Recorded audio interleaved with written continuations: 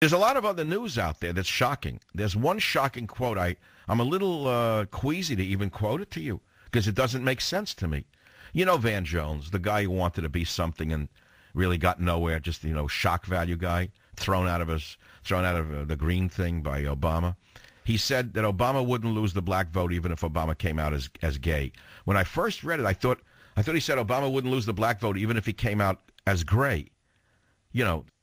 But it doesn't have an R in it. I said, no, what do you mean? What is this, a signal? Why is he saying this? You think this guy's stupid, you're mistaken. Leninists are not stupid. Communist revolutionaries are not idiots. So he goes on to General Electric's thuggish MSNBC, and he says with a smile, I think President Obama came out as gay. He wouldn't lose the black vote. A cheerful Van Jones told MSNBC this afternoon. A left-wing blog is trumpeting Ann Romney for her ability to attract female voters to Mitt Romney's campaign. You know, and I know, that Ann Romney is not a good thing for his campaign. I said so last week, which is why the left-wing blog is recommending that Romney should be using his wife more. Right? It's the same reason Van Jones says that Condoleezza Rice should be picked by Romney. He knows that would destroy his chances. What do you think? The enemies of Romney are saying these things because they like him? But the campaign is being run by such doofuses that they're liable to listen to Van Jones instead of Michael Savage. They have a blueprint to defeat Obama right in their hands. My book. Do you think that one of Romney's campaign aides would go out and buy this book and read this thing and learn something from it? You know they won't. They'd rather listen to an enemy like Van Jones than listen to me. And that's why Romney is likely to lose. The politics of this election are in total play. Anything could happen. They need ideas. They need fresh ideas. They don't need... See, the people who are running Romney's campaign have failed already. You don't even have to ask, am I right or wrong? Everyone knows I'm right. In other words, just by dint of the fact that people saying what's wrong with Romney, why doesn't he have any traction, means he should fire his entire staff. He should get rid of them. But he doesn't even understand that he's not winning. He's not got any traction. Of course he's winning in Republican campaigns amongst Republicans. But that doesn't mean he's going to win the election. He's not got any traction with the base. The base is what makes or breaks Romney. And the fact of the matter is he has no traction with the base whatsoever because he doesn't like conservatives. In fact, he has contempt for conservatives. Advice to the next president, a savage worldview. Economies can be rebuilt. Armies can be repopulated. But once a nation's pride is gone, it can almost never be restored. The loss of a nation's honor is something not even centuries can repair. The next president must love America. The next president must embody unequivocally everything that is good about this country going back to its founding. The next president must be the exact opposite of Barack Obama. He must be a man of high character and strong commitment to American values. You want me to go on? I'm not going to read from my book. You can go buy it. I'll read you one line and you tell me if I'm lying. I'll tell you what, if I'm lying, don't buy my book. Obama's economic policies have caused such an enormous rise in the price of the necessities of life that his administration has removed energy and food prices from its financial analysis in order to avoid telling the American people just how bad inflation is. I realize that that's a long paragraph for most people who went through the American educational system. They blanked out after the first two sentences. So let me repeat it in simpler language. Obama and his administration are such liars that they have removed, they do an analysis, okay, about what inflation is, 8%, 9%, right? But most presidencies have included the cost of goods, including gas and food. The crooks in the Obama administration have cooked the books by removing gas prices and food prices from the price of goods in order to keep the reported level of inflation at the distorted statement that they make.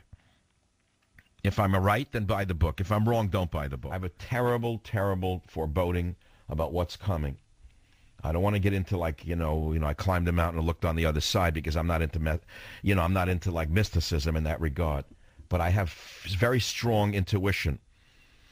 I got to tell you something about thoughtfulness. It's an interesting question without giving it too much philosophy because it gets boring. People who can think and make statements that make sense, they use logic, hard logic. They use facts. Then they build upon these facts. They come up with a logical conclusion, right? But there's also another element in thoughts, in presenting thoughts, which is intuition. Because anybody could read the facts and come up with a statement. And then you have a sort of, robotic kind of bureaucrat. But if you add the intuitive to the logical, you come up with the brilliant.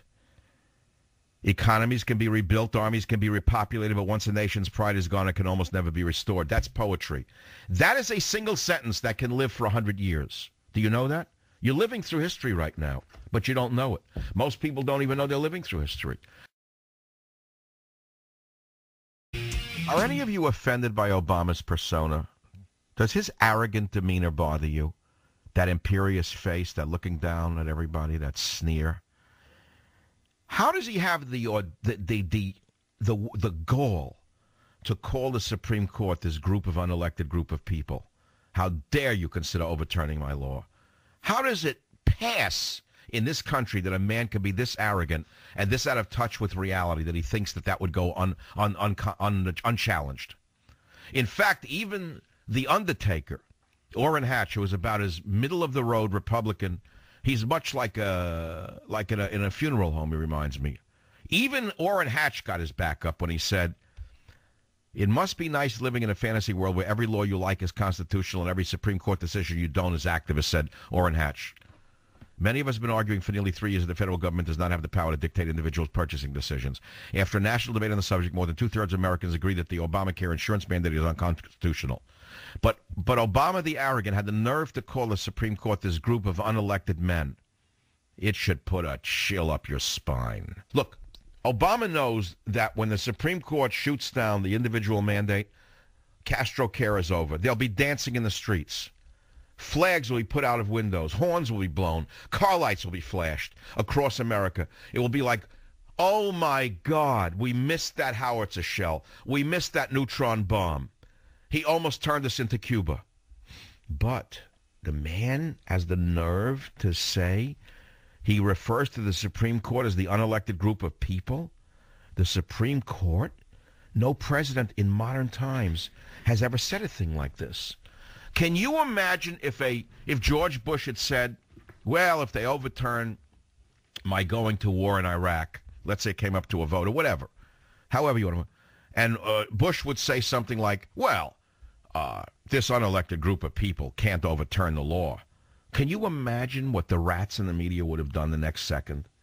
Can you imagine? You just can't imagine. Huh? Supreme Court upholds strip searches at jails for minor offenses. Well, now maybe the president can say that this unelected group of people had no right to do that. After all, he doesn't agree with them, so they're wrong.